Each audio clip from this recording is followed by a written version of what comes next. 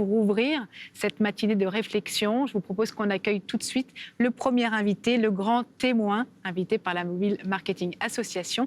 Il s'agit d'Alain Veil. Bonjour. Bonjour. Bonjour. Est-ce que vous m'entendez ?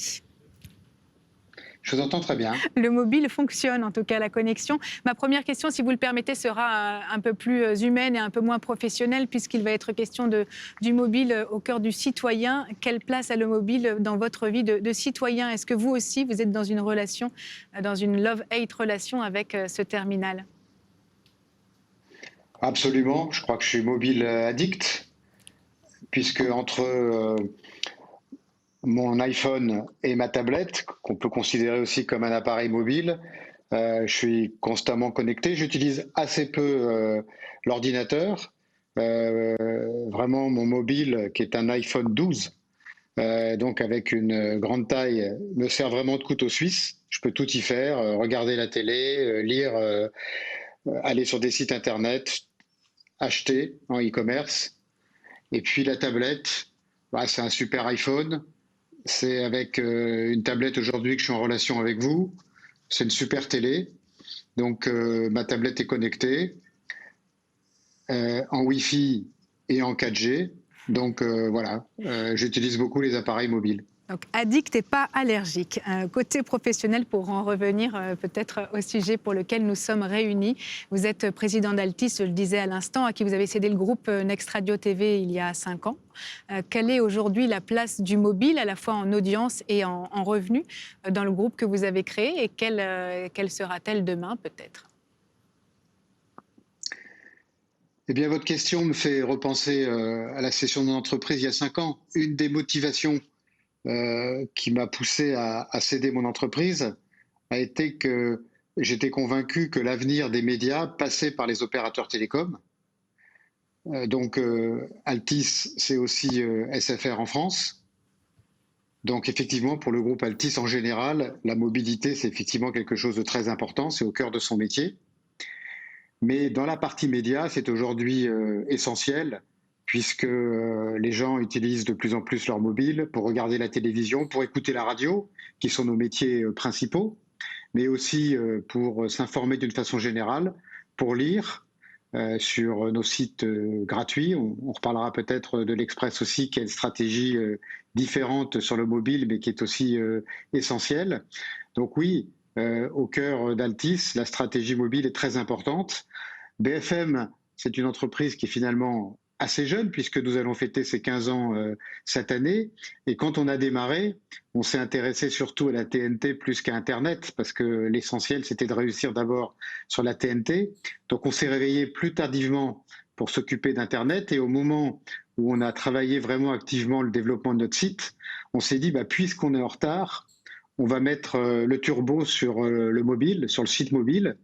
Et donc, du coup, culturellement, dans le groupe, le mobile a toujours été très important.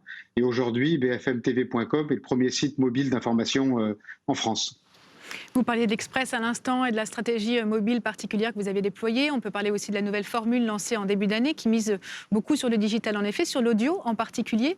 On parlera tout à l'heure avec Mathieu Gallet de Magellan de la place du podcast. Quel est votre regard sur ce marché ? Eh bien, je considère que l'Express n'est plus un vieux journal en déclin. C'est une entreprise qui a été totalement transformée, qui est aujourd'hui sur le marché de l'abonnement, qui est un marché en très forte croissance. Dans cet univers, il y a les entreprises qui sont sur le créneau du divertissement, donc je pense à Netflix, à Amazon. Il y a les entreprises qui sont de l'univers de la musique, Deezer, Spotify, et puis il y a les entreprises qui sont dans l'univers de l'information.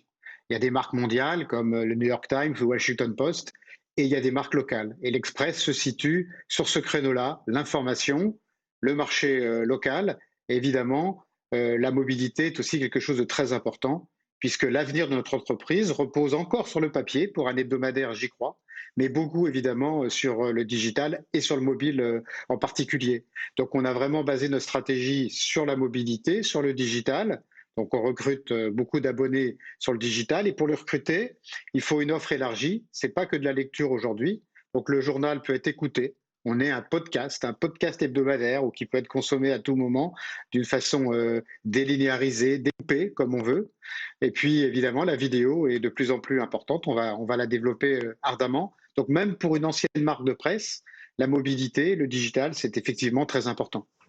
Vous parlez des marques de presse. Les éditeurs de presse ont récemment écrit à Tim Cook pour dénoncer les commissions qu'ils jugeaient excessives, inéquitables et discriminatoires en France. Tout à l'heure, Pierre-Emmanuel Cross parlait de l'hégémonie d'Apple, Google qui est le premier en termes de pub digital en France.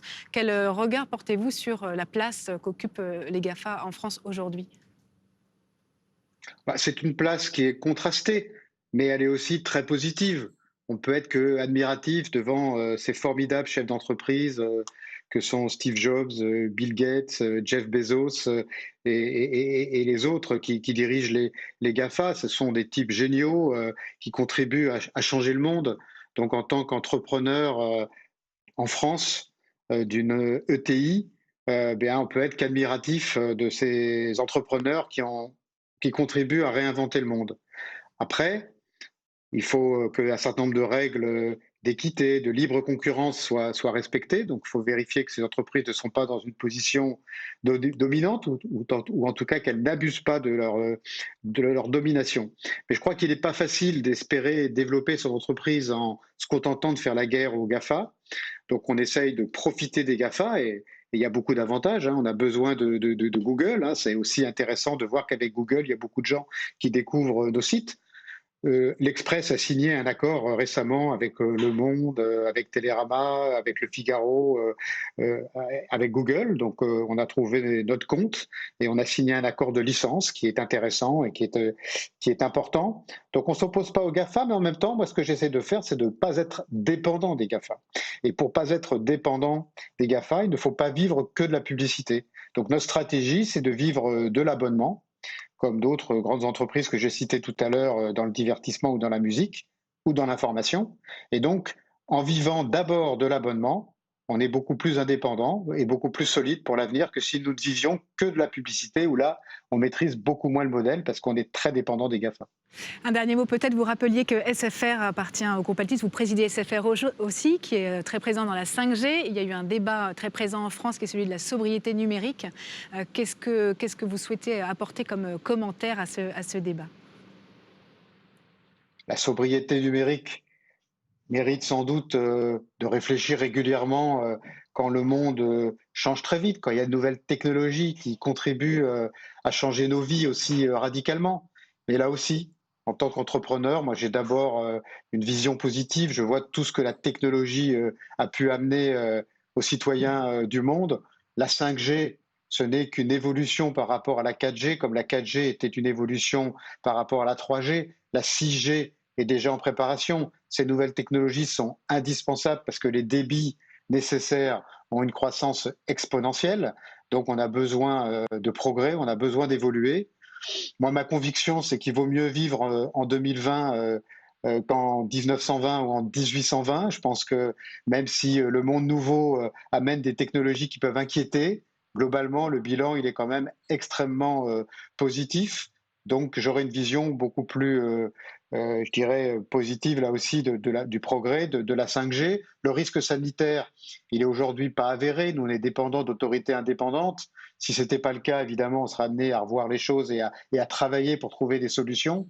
Mais aujourd'hui, il n'y a pas de risque avéré, même s'il faut évidemment toujours rester vigilant. Et je pense que la 5G, elle est bien pour tout le monde, pour les grosses entreprises, pour les moyennes, pour les petits commerçants dont vous parliez tout à l'heure, qui vont pouvoir se mettre aussi plus facilement au digital, et puis pour les particuliers qui vont profiter de la télémédecine, de l'école connectée, du télétravail, qui peut se faire souvent sur le mobile ou qui se fera grâce à la 5G. Donc moi, je crois que tous ces progrès sont positifs, globalement positifs pour nous tous.